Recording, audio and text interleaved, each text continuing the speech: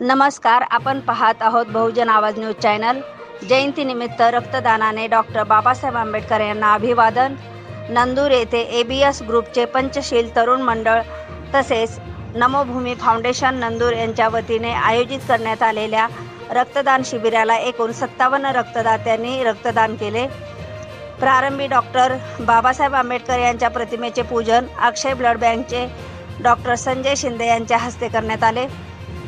यावेळी एबीएस ग्रुपचे अध्यक्ष सोमनाथ हेगडे, प्राध्यापक रवी आठवले, सुरेश पाटील, सर्जेराव गाडे, श्रीमंत आठवले, मल्लिकार्जुन पवार उपस्थित होते।